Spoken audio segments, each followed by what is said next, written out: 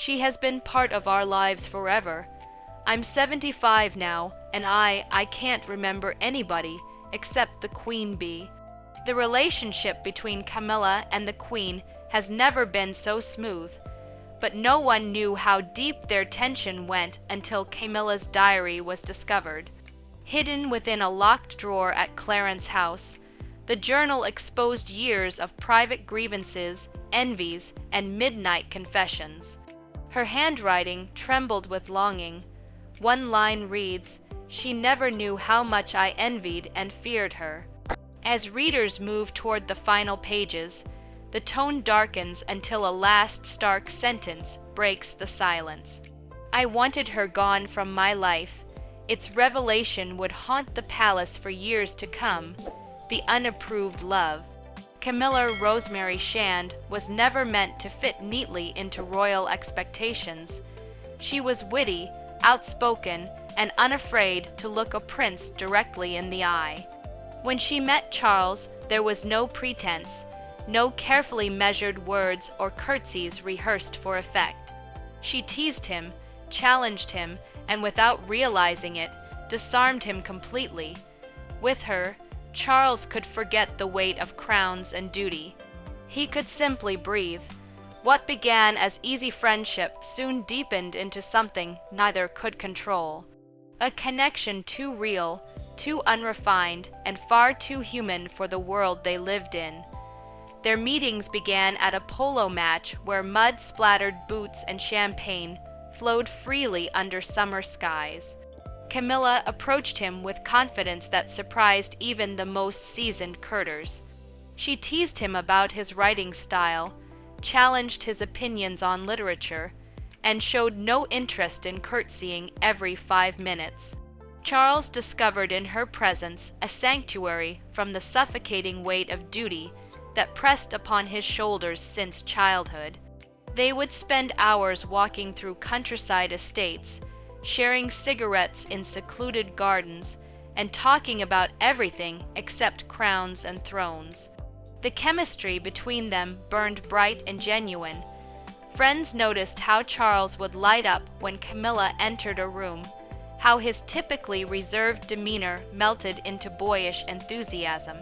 She understood his dry humor, appreciated his passion for architecture and conservation, and never demanded he be anything other than himself.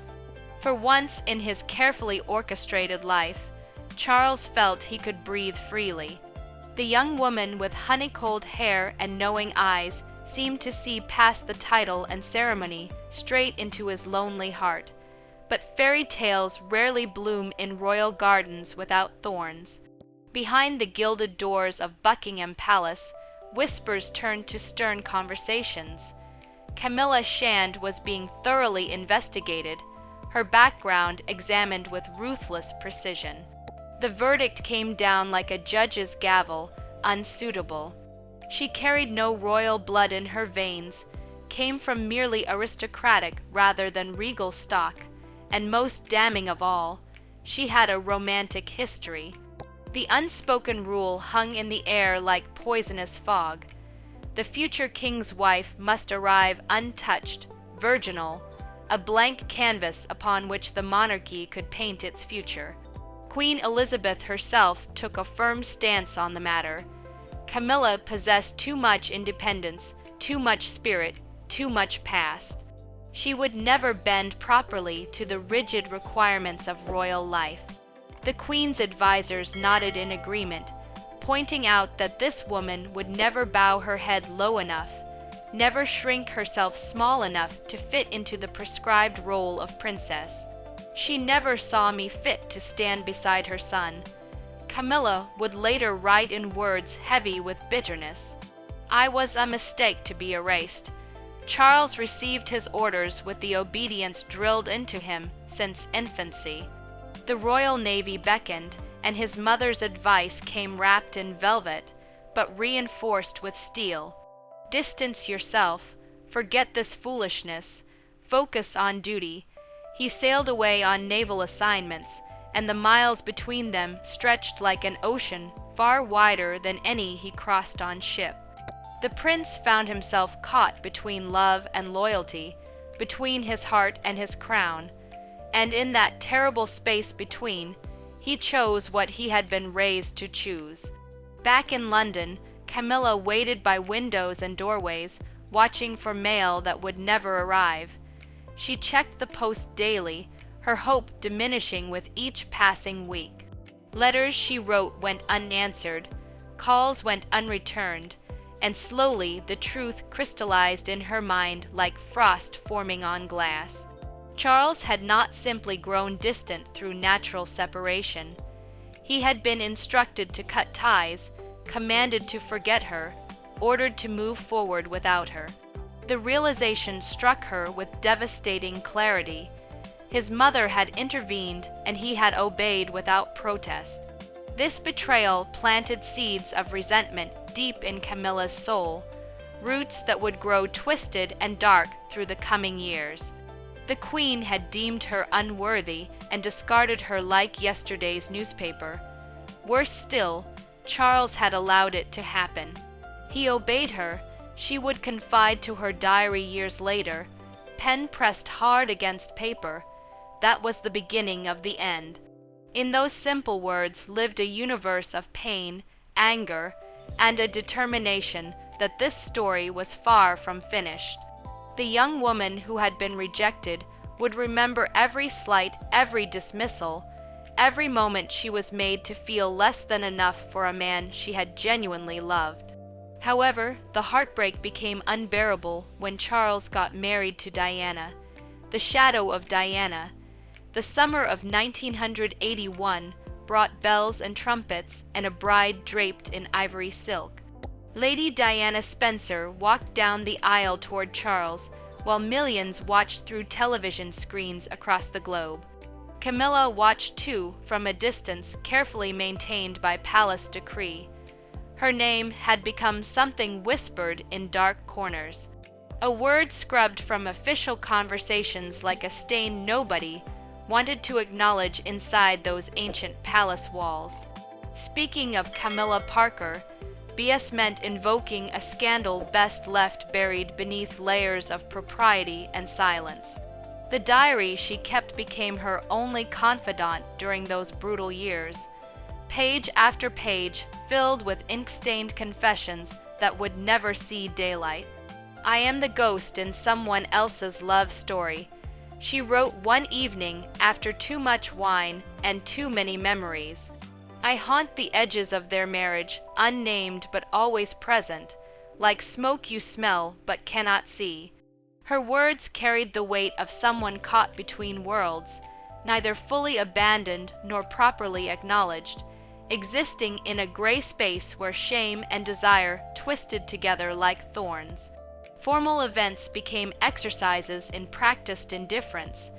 Camilla would arrive at galas and charity functions where the Queen presided over gatherings with her usual grace and distance. Their eyes would meet across crowded rooms filled with crystal chandeliers and false smiles.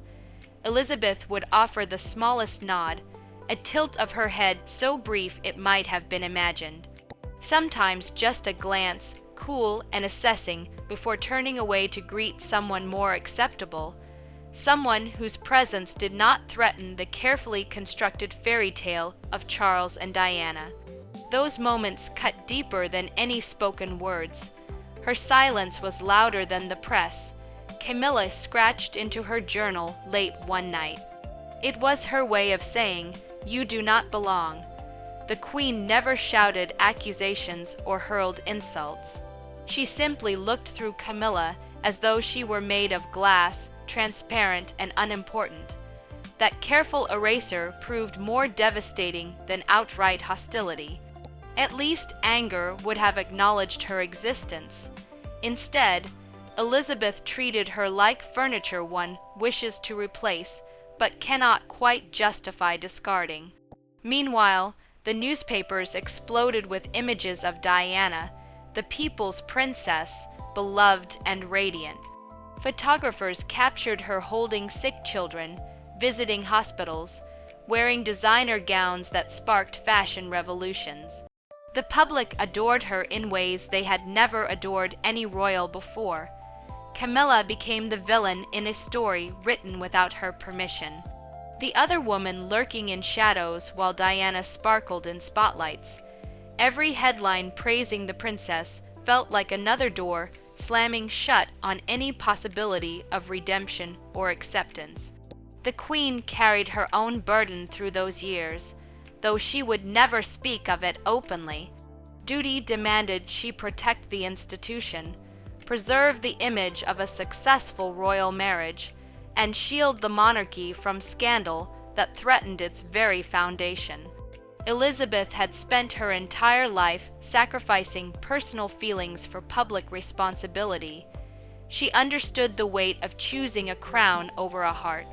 Yet that understanding did not translate into sympathy for Camilla, only into cold determination to maintain appearances regardless of who suffered in the process. Camilla found herself trapped in a prison without bars. She loved a man she could not have, despised by a woman she had never wronged beyond the crime of existing. "I feel invisible," she wrote during a particularly dark evening, not absent, but unseen while standing in plain sight. "They look at me and see only what I represent, never who I am." Her reflection in mirror showed a woman aging under the strain of being both desired and rejected, wanted in private but denounced in public. The humiliation became a constant companion, sitting beside her at dinner parties, walking with her through garden paths, lying beside her in the quiet hours before dawn. She had become a symbol of everything the monarchy rejected, proof that love alone could not overcome centuries of tradition and expectation. Diana wore the crown that might have been hers in another lifetime, another world. The queen enforced rules that ground Camilla beneath their weight. Charles remained caught between duty and devotion, satisfying neither fully. Years stretched into decades, and still Camilla existed in that twilight space between disgrace and longing, watching the palace from outside its gates. Forever the woman deemed unworthy of standing beside a prince who had never truly forgotten her name. Why did the queen still reject Camilla after Charles's divorce? And what kind of quiet hatred did this rejection awaken in Camilla? The queen's decree. The divorce papers arrived in 1996, officially ending a marriage that had ended years before lawyers ever touched pen to paper. Diana and Charles separated, not with love lost, but with relief gained. Two prisoners finally freed from a cell they had shared for far too long. The world mourned the fairy tale's ending while Camilla waited in the wings, hoping that perhaps now, finally, the doors might open for her. She had spent decades as the secret, the scandal, the name people whispered with contempt. Surely time had softened some edges, worn down some resistance. She underestimated the queen's resolve. Elizabeth had watched her son's marriage crumble under the weight of infidelity and incompatibility, witnessed Diana's transformation from shy bride to global icon, and absorbed every humiliating headline that splashed across international newspapers. The monarchy had survived wars and abdications, but this modern spectacle of broken vows and public heartbreak tested even her legendary composure. Now Charles came to her with declarations of love, insisting that Camilla was his true partner, his soulmate, the woman he should have married from the beginning. The queen's response arrived wrapped in ice. No, Camilla would not attend state dinners. No, she would not appear at Buckingham Palace functions. No, she would not be welcomed into the fold as though nothing had happened, as though her presence had not contributed to the unraveling of a marriage watched by millions. Elizabeth forbade Camilla's inclusion in royal events with the same firmness she might use to dismiss a servant caught stealing silver. The decree came down absolute and unyielding. leaving no room for negotiation or compromise. Charles found himself transported back to his youth, once again, choosing between his mother's commands and his heart's desires. Except this time, he possessed gray hair and accumulated decades of regret. He pleaded with Elizabeth in private audiences that stretched long into evenings. His voice rising with frustration, he rarely allowed himself to express. Palace staff heard muffled arguments through thick doors, sensed the tension crackling through corridors like electricity before storms. He pleaded with her. Camilla recorded in her diary, her handwriting shaking slightly. She said, "Not while I live." Those 4 words became a sentence of indefinite imprisonment. The Queen had spoken, and her word carried the weight of centuries of royal authority. She would not bend, would not soften, would not grant legitimacy to a relationship she viewed as fundamentally flawed from its inception. Elizabeth saw herself as guardian of the monarchy's reputation, protector of an institution greater than any individual happiness. If that meant her son lived in perpetual limbo, so be it. Duty demanded sacrifice, and she had made plenty herself over the years. Private dinners at High Grove became battlegrounds disguised as family gatherings. Charles would arrive tense, shoulders tight with anticipation of conflict. He defended Camilla with words carefully chosen to avoid outright disrespect toward his mother, yet firm enough to express his unwavering commitment. Elizabeth listened with her characteristic stillness, face revealing nothing before delivering responses that left no doubt about her position. She would not be moved by appeals to love or happiness or personal fulfillment. The crown came first, always and forever. Camilla absorbed each rejection like blows to the body, feeling them accumulate in places no doctor could examine or treat. The public's hatred she had learned to expect, even accept as inevitable given the circumstances. Newspapers called her names that would make sailors blush. Protesters held signs demanding she disappear from Charles's life entirely. Strangers on streets spat at her shadow. All of this she endured with practiced composure, head held high despite the storm swirling around her existence. But the Queen's calculated coldness cut differently, deeper. "It wasn't the public's hatred that broke me," Camilla confessed to her diary during a sleepless night. It was hers. Elizabeth's rejection carried official weight, royal disapproval stamped with the seal of the highest authority in the land. Every ignored greeting, every declined invitation, every carefully orchestrated absence from family photographs reinforced the message that Camilla would never be deemed worthy, never accepted, never forgiven for the crime of loving the wrong man at the wrong time. The diary entries grew darker as months turned to years without resolution. Anger seeped through previously measured words, resentment coloring descriptions of royal family gatherings Camilla watched from exile. She wrote about Elizabeth with increasing bitterness, recording perceived slights and deliberate snubs with the attention of someone keeping score. An obsession began forming in those private pages, thoughts circling back repeatedly to the woman who held her fate in jeweled hands and refused to open them. Yet in public, Camilla maintained perfect composure. She smiled at appropriate moments, laughed politely at dinner parties, and never allowed the mask to slip. Years of living as a scandal had taught her how to hide turmoil beneath calm surfaces. Nobody watching would guess the fury building inside, the desperate longing for acknowledgement, the hunger for Elizabeth's approval, or at least her neutral acceptance. She became an actress playing the role of unbothered contentment, while inside something harder and colder crystallized around her heart. Charles remained caught between the two women, trying to build bridges across a chasm that only widened with time. His mother's decree stood firm as castle walls, while Camilla's patience wore thinner with each passing season.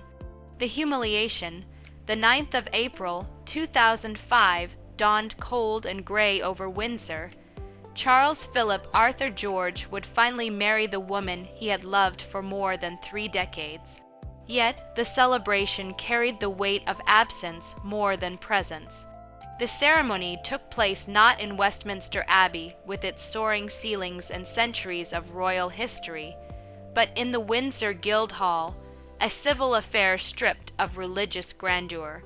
Television cameras captured crowds gathering outside, some holding signs of support, while others waved banners declaring their eternal loyalty to Diana's memory.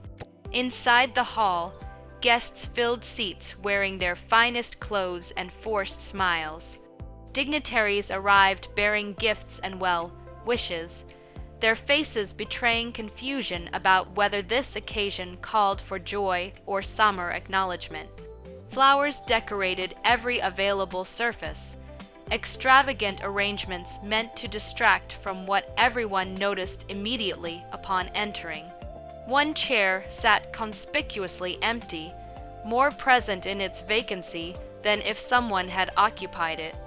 Queen Elizabeth had sent her regrets through official channels, citing her position as Supreme Governor of the Church of England as reason enough to skip her son's wedding. The excuse fooled nobody. Elizabeth had attended countless events that tested the boundaries of her religious role. Yet today, she chose absence over compromise. Her decision echoed through the hall like a bell nobody wanted to hear, but everyone understood. She would give a reception afterward, perform her duty as hostess and head of family, but she would not witness the vows themselves. The message arrived clearer than any spoken words. This marriage had her permission, but not her blessing. Camilla stood in her pale blue coat dress, hair perfectly arranged, makeup applied with expert precision. She smiled for photographs, clasped hands with well-wishers, and played her part with the skill of someone who had rehearsed this role in her mind 1,000 times. Nobody watching would detect the tremor in her fingers when she signed the register, the slight hesitation before she turned to face the cameras, the way her jaw tightened when someone mentioned the Queen's gracious offer to host the reception. Charles held her hand throughout the ceremony, his grip perhaps tighter than necessary. He spoke his vows clearly, his voice steady despite the chaos of emotion, surely churning beneath his composed exterior. When he looked at Camilla, genuine affection shone in his eyes, but shadows lingered there too. The weight of his mother's disapproval hung over them like storm clouds that refused to break. Every smile felt performed, every laugh slightly hollow, every moment of happiness undercut by the awareness of who was missing. The reception at Windsor Castle brought the Queen into their presence at last. Elizabeth arrived precisely on time, greeted guests with her practiced warmth, and made a brief speech that mentioned duty and family without once using the word love.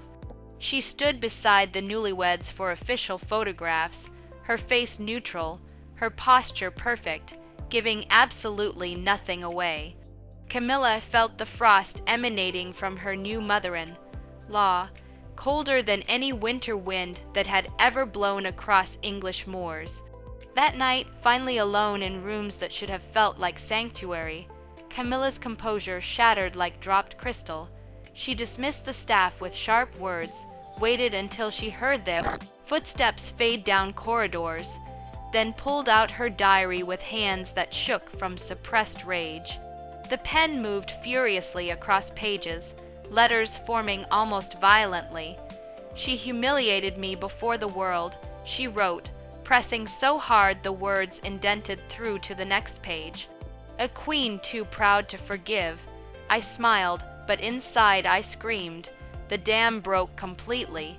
Then Camilla paced the bedroom like a caged animal, her elegant wedding outfit suddenly feeling like a costume that mocked her. She tore at the diary pages, ripping them half out before stopping herself, chest heaving with sobs that came from somewhere deep and primal. All the years of waiting, all the patience and discretion, all the quiet acceptance of insults and rejections had led to this moment. Her wedding day, the day that should have marked her triumph, her validation, her acceptance into the family that had rejected her for so long. Instead, it became another reminder that she would never be enough. Charles found her standing at the window, staring out at nothing, tears streaking through carefully applied makeup. He approached cautiously, reaching for her shoulder with the tenderness of someone handling fragile glass. His words came soft, full of apologies for things beyond his control, explanations about his mother's impossible position, reassurances that time would heal these wounds.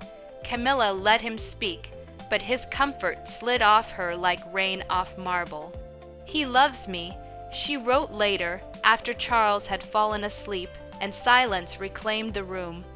Her handwriting had steadied, but the words carried their own violence. "But her shadow stands between us even on our wedding night."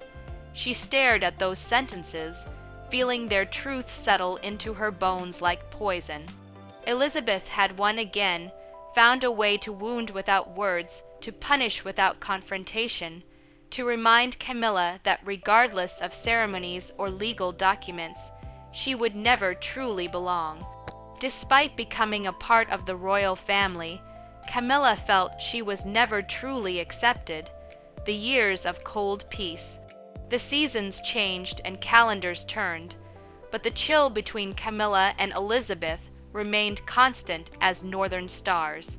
Years accumulated like dust on forgotten furniture, each one bringing new royal engagements and carefully choreographed public appearances. Camilla learned to navigate her role with the precision of someone walking through a minefield, always aware that one wrong step could trigger explosions she had no power to contain. She attended garden parties in summer heat, ribbon-cutting ceremonies in autumn rain, and state dinners where chandeliers glittered above conversations that never included her unless absolutely necessary. Her public face became a masterpiece of controlled performance. Cameras captured her smiling beside Charles at hospital openings and military commemorations, waving to crowds who still sometimes booed, but mostly accepted her presence with reluctant tolerance. She wore appropriate clothes in muted colors, kept her hair styled conservatively, and spoke in measured tones that revealed nothing controversial. The newspapers slowly softened their attacks, finding fresh scandals elsewhere, while Camilla maintained her careful invisibility. She became background scenery in the royal portrait, present but unremarkable.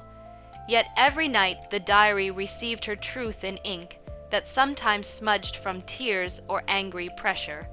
The pages absorbed what she could never speak aloud, becoming the only witness to her unraveling composure. She wrote about formal dinners where Elizabeth barely acknowledged her greeting, about staff meetings where her suggestions met walls of polite dismissal, about family gatherings where conversation stopped when she entered rooms. The humiliations came small and constant, death by 1,000 paper cuts administered with royal precision. Camilla had developed genuine passions over the years, causes that stirred something beyond mere obligation. She wanted to champion literacy programs for struggling children, support victims of domestic violence who suffered in silence, and raise awareness about osteoporosis that plagued women her mother. Age, these issues burned in her heart with real fire, not the manufactured concern of someone simply performing duty. She researched thoroughly, met with experts privately, and came to meetings prepared with detailed proposals and thoughtful recommendations. The Queen dismissed them with the efficiency of someone swatting flies.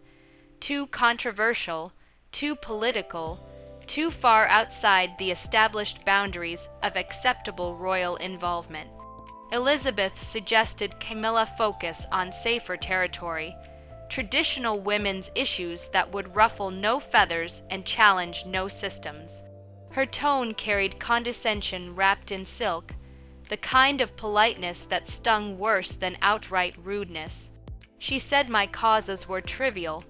Camilla scratched into her diary one evening, hand trembling, that I should stay in my lane. I wanted to shout that I have a heart too. Meanwhile, she watched others in the family receive praise and encouragement for initiatives far less developed than her own carefully researched proposals. Younger royals launched campaigns to much fanfare. Their photographs splashed across newspapers with glowing commentary about their modern approach and genuine compassion. Elizabeth attended their events, smiled in their photographs, and issued statements of support that never materialized for Camilla's efforts. The contrast felt deliberate, punishment disguised as coincidence. The bitterness grew roots that spread through Camilla's chest like invasive vines, wrapping around her ribs and squeezing until breathing hurt. She began viewing Elizabeth not as an obstacle to overcome, but as an enemy who would never surrender. A monarch by birth, she wrote during a particularly bleak winter, and by fate my enemy, the words looked stark on the page, almost frightening in their finality. She had crossed some invisible line, moved from hoping for acceptance to accepting that war was permanent. Each diary entry carried more weight than the last, sentences growing heavier with accumulated resentment. The love she once felt for Charles became complicated by association with his mother, tainted by the reality that choosing him meant eternal battle with Elizabeth. She still loved him, still wanted the life they built together, but something fundamental had shifted. The sweetness had curdled, leaving behind something harder and less forgiving. Where once she wrote about longing and hurt, now she documented strategy and scorekeeping.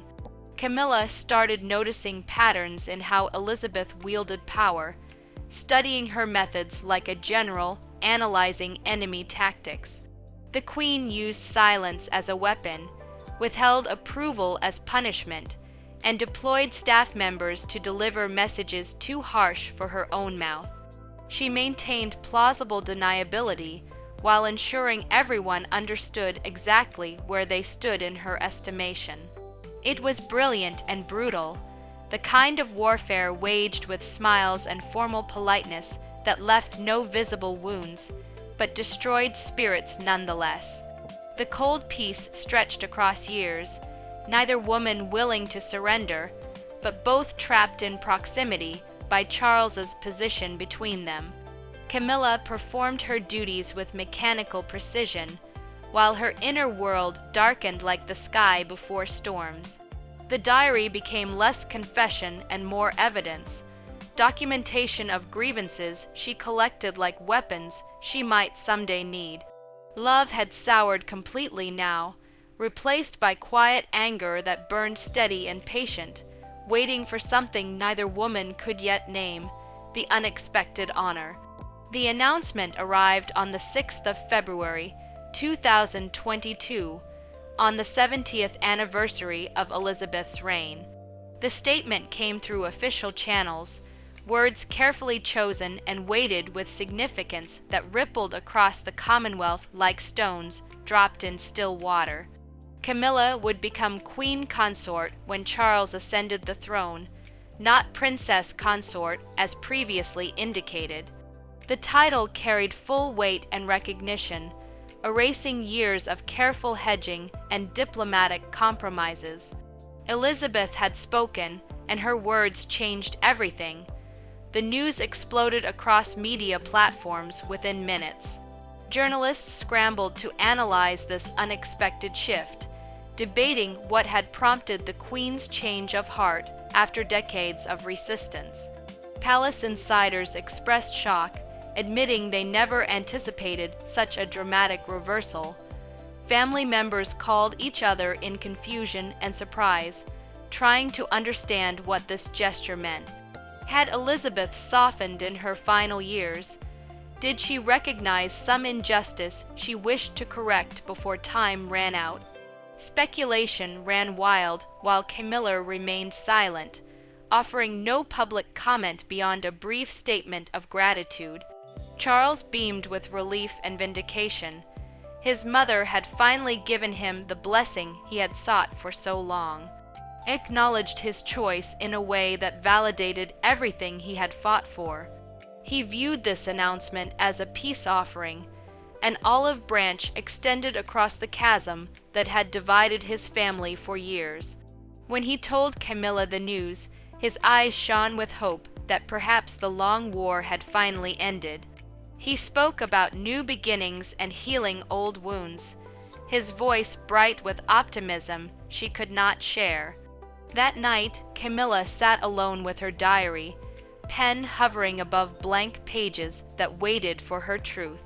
The public statement of thanks had been written by palace staff, polished and appropriate and utterly empty of genuine feeling. Now she could write what actually churned inside her chest, the thoughts she could never voice where others might hear. Her hand moved slowly at first, then faster as honesty poured out. She could have made me the queen in my own right. The words appeared bitter and sharp. The honor felt like scraps thrown to a dog who had waited too long beneath the table. Years of longing had calcified into something harder than gratitude. The recognition came wrapped in the knowledge that Elizabeth had possessed this power all along, could have granted it at any point, but chose not to. She had watched Camilla suffer through humiliation and rejection, had maintained her distance and disapproval for decades, and only now, when her own mortality loomed close, did she offer this token. It felt less like forgiveness and more like clearing debts before death, a final administrative task completed without genuine warmth or affection. Camilla wrote about the hollowest settling in her stomach where joy should have lived. She had imagined this moment countless times over the years, pictured herself receiving the Queen's approval with tears of relief and overwhelming happiness. Instead, she felt cold satisfaction mixed with bitter awareness that time had stolen the sweetness from victory. The honor arrived too late to heal wounds that had scarred over and turned to stone. She was 64 years old, her youth spent waiting for acceptance that came only when she no longer desperately needed it. The diary entries grew darker as she explored feelings she barely wanted to acknowledge. She wrote about the throne itself, that gilded seat of ultimate power and authority. What would it feel like to sit there wearing the crown and bearing the weight of a nation's expectations?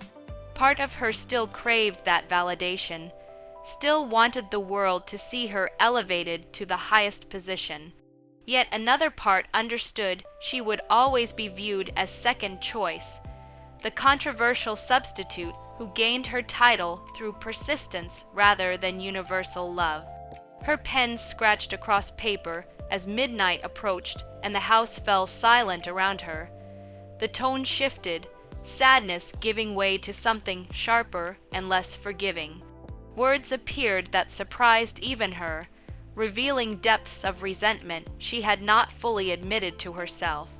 "Let her watch me from the heavens," she wrote with fierce intensity. "I will sit where she said I never could." The sentence hung there on the page, declaration of defiance addressed to a woman whose approval she had sought for so long, but no longer truly wanted. The unexpected honor had arrived, but instead of gratitude, Camilla felt the cold satisfaction of someone who had outlasted their opponent. Elizabeth's gesture came too late to inspire forgiveness, succeeding only in highlighting all the years she had withheld what she could have granted freely. The diary closed that night on words that promised quiet vengeance, a determination to claim fully what had been given grudgingly, and to do so without the humility Elizabeth might have hoped for. However, Camilla's world took a huge turn after her diary was finally discovered. The discovery: the spring cleaning happened every year like clockwork. Staff members moving through palace rooms with practiced efficiency. Dust covers came off furniture, windows opened to let fresh air chase away winter's staleness, and drawers received thorough inspection for anything requiring attention. The housekeeper assigned to the private quarters worked methodically, years of service having taught her exactly how much to notice and how much to politely ignore. She understood the invisible boundaries that separated her world from the royals she served. The locked drawer in Camilla's writing desk presented an unusual problem. The key sat in the lock turned halfway, as though someone had been interrupted mid-motion. Protocol suggested leaving it alone, but the housekeeper noticed water damage along the desk's edge from a vase knocked over days earlier. The wood needed treatment before permanent staining occurred. She hesitated, hand hovering near the drawer pull, conscience wearing with duty. Finally, she turned the key completely and opened the drawer lined with faded blue velvet. The diary lay there like a secret, waiting to detonate. Black leather binding, pages swollen slightly from years of use, a ribbon bookmark protruding from somewhere near the end. The housekeeper recognized immediately what she had found, felt her stomach drop with the knowledge that she should close this drawer and forget she ever opened it.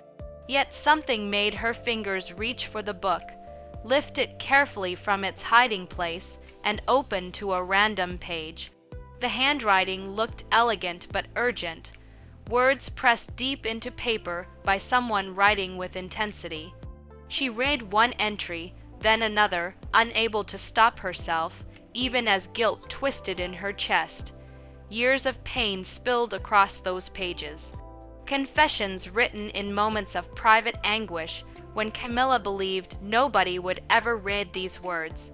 The housekeeper saw references to the late Queen Elizabeth, descriptions of slights and humiliations, expressions of bitterness that grew darker with each passing year. Her hands began trembling as she realized the magnitude of what she held, the explosive potential of these private thoughts made tangible. The final entry drew her attention like gravity pulls stones downward. The page looked different from the others, the writing more chaotic. Letters formed with visible agitation, ink pulled in certain spots where the pen had paused or pressed too hard, creating small blots that looked like tears frozen in time. The date showed it had been written just months ago after Elizabeth's death, but before the coronation that would make Camilla queen. The housekeeper read the words once, blinked, then read them again to ensure she understood correctly. She haunted my life even in her absence, the entry began, each word carrying weight that seemed to darken the room. Sometimes I wish she were gone, truly gone, only then could I breathe. The sentences continued for several more lines, expressing relief mixed with guilt. Freedom tainted by the knowledge that such thoughts violated every expectation of how one should feel about the deceased. The housekeeper felt sick reading them, understanding she had crossed a line that could never be uncrossed. Duty demanded she report this discovery. She brought the diary directly to the king's private secretary, explaining in whispered tones how she had found it and why she felt compelled to bring it forward. The secretary's face went pale as comprehension dawned. He dismissed the housekeeper with strict instructions to speak of this to nobody, then carried the diary himself to Charles, knowing this burden could not be delegated or delayed. King Charles sat in his study when the secretary entered, closing the door carefully behind him. The explanation came quickly, words chosen to soften a blow that could not truly be softened. Charles took the diary with hands that already seemed to understand what they would find. He opened to random pages first, scanning his wife's private thoughts about his mother, seeing decades of resentment laid bare in ink that had survived when discretion might have been kinder. The final entry waited for him like an ambush. Charles read it slowly, his face draining of color as meaning penetrated fully. His hand began shaking, fingers gripping the leather binding so tightly his knuckles went white. The words on that page rewrote everything he thought he understood about the two women who had defined his life. His mother's coldness, his wife's composure, the careful peace they had maintained in public while nursing private wounds that never healed. He closed the diary with extreme care, as though it might shatter if handled roughly. The room felt smaller, suddenly, air thicker and harder to draw into lungs that seemed to have forgotten their purpose. Charles set the book on his desk and stared at it for a long moment, mind racing through implications and consequences he could barely begin to process. The discovery changed nothing about the past, but altered everything about how he understood it. But how did Charles react to this? Do you think he would forgive Camilla for this act, the confrontation? Camilla returned from her charity visit late in the afternoon, tired but satisfied with the day's work. She had spent hours at a women's shelter, listening to stories that broke her heart and reminded her why she fought for these causes despite all obstacles. The drive back to the palace felt peaceful, countryside rolling past car windows while she mentally composed notes for her next meeting. She entered their private quarters expecting the usual quiet welcome, perhaps tea waiting, and Charles reading in his favorite chair. Instead, she found him standing by the window, back rigid with tension she could feel from across the room. The light fell strange on his shoulders, making him look older somehow, burdened by weight that had not been there that morning. Her greeting ended on her lips as she noticed what he held in his right hand, the black leather binding unmistakable even from a distance. Her stomach dropped like an elevator cut loose from its cables. Time seemed to slow and thicken around her as understanding crashed through her mind in waves of cold horror. Charles turned to face her, and the expression in his eyes made her knees weak. No anger burned there, just something worse, something that looked like betrayal mixed with profound sadness. The heavy stillness between them felt alive, breathing with all the words neither knew how to speak. His voice, when it finally came, sounded quiet, but carried edges sharp enough to cut. "Did you write this?" He held up the diary like evidence in a trial where she stood already convicted. Her mouth opened, but no sound emerged at first. She saw her entire world collapsing around her, years of carefully maintained composure crumbling to reveal the darkness she had hidden even from herself. Her secret thoughts, the private venom she had poured onto pages, believing them safe from discovery, now exposed in the hands of the one person who could be most wounded by them. Her legs gave out completely, and she collapsed to her knees on the carpet, hands clasped together as though prayer might reverse what had already happened. Words tumbled out frantically, tripping over each other in their desperate rush. She tried to explain that anger had written those entries, not her true heart. That grief and frustration had twisted her thoughts into shapes she never actually believed. The pages captured moments of weakness, times when bitterness overflowed and needed somewhere to go. They were not reflections of who she really was or what she genuinely felt. Her voice climbed higher with each excuse, each explanation sounding weaker than the last, even to her own ears.